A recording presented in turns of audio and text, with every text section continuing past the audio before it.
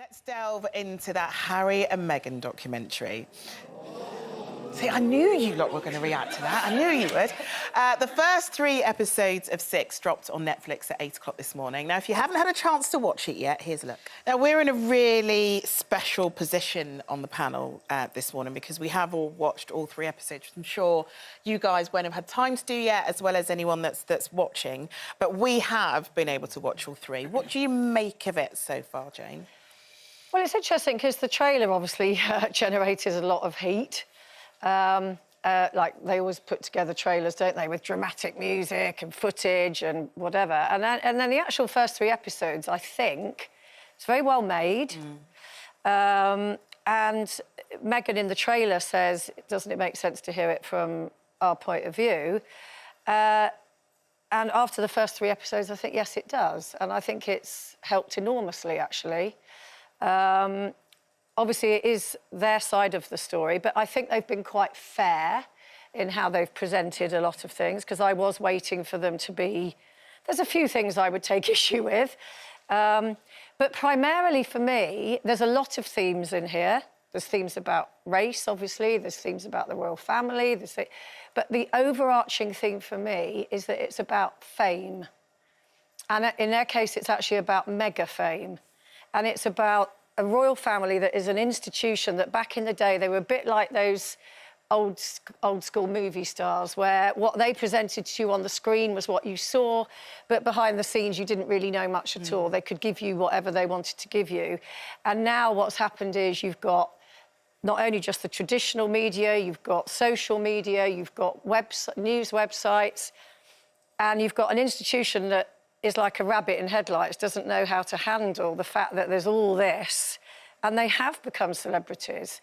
And then into all of that, with them not being able to function with that, came Meghan, who, you know, is beautiful and smart and used to using her own voice, and suddenly she's being told, shh, shh.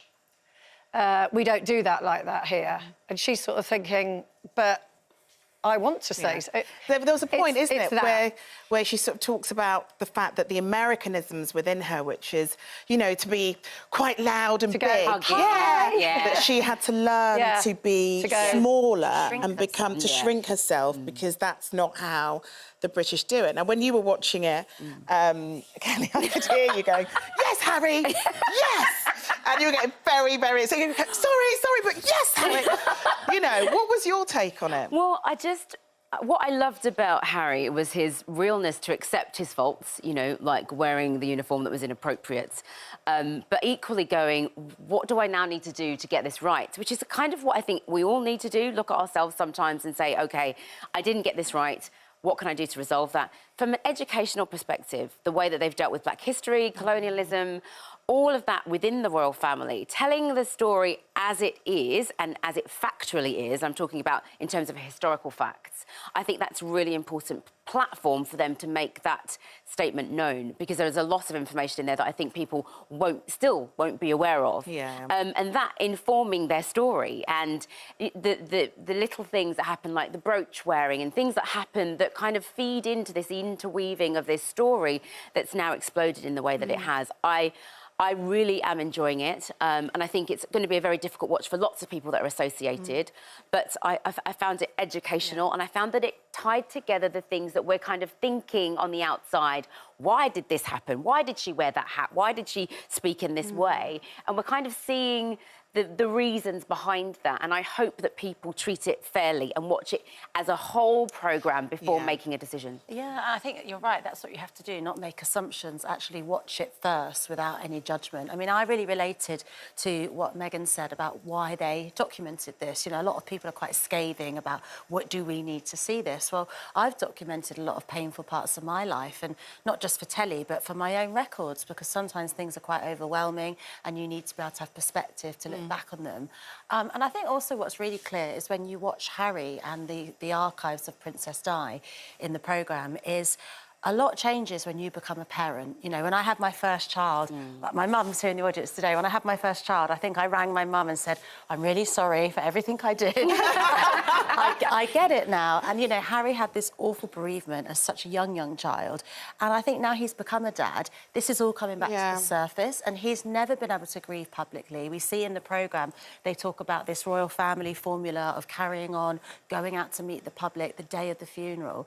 You know, he's obviously hurting and he's been through a real trauma. Yeah, and I think that's one thing that was evident from what we've seen so far with those 3 episodes, is he was very young to have dealt with grief. He came from essentially what loads of families up and down the country have to deal with, a broken home. Yeah.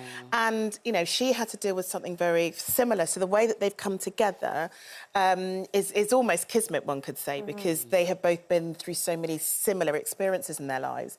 And I can imagine there are quite a few people that are watching who've seen a lot of the vitriol leading up to the launch of the documentary in the press. They'll be sort of going, well, this isn't the reaction that we should be having because everyone's been so angry about the show. But the reality is people have just got to watch it to make their own minds up. I think the next 3 episodes that will drop at a later date might be slightly more explosive, looking at some of the clips I've seen. But, yeah, I mean, it explained a lot for me. I take it, I was present on a lot of the British media. That, you know, Harry has a very, I think, slightly skewed view of the media because, obviously, of what's happened in his life and his childhood. But, you know, the British media were on a lot of the royal trips they're showing. We were there by invitation because the taxpayers are paying for those tours and the royals want you with them to show that they are giving value for money to the taxpayer.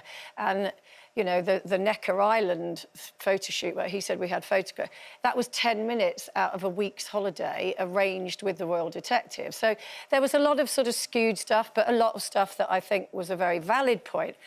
For me, the one thing in the whole 3 episodes that just jars is that they keep doing this thing of we want a normal life, we want to be normal, we want to be ordinary, and then they cut to a clip of them turning up at an airbase and meeting a load of ordinary families, and suddenly it's like, ladies and gentlemen, the Duke and Duchess, and they come into this room as a royal couple who are don't want to be part of the royal family. Drop the titles. Drop the titles. Still Prince, you were born a prince, but be Has and Meg and do your work. Yeah.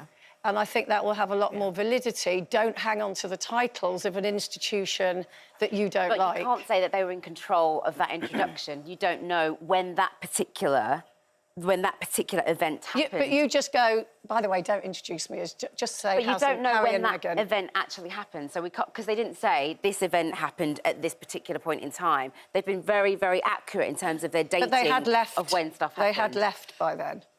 I don't know. Well, it was in America. Yeah, it was in America, but they have done trips, haven't they? So there's a lot to talk about with this. but I think one thing that we'll all agree is their love for each other did shine through. 100%. And seeing it play out in normal Texas and how they'd gone for dinner, it was really heartwarming. It's lovely.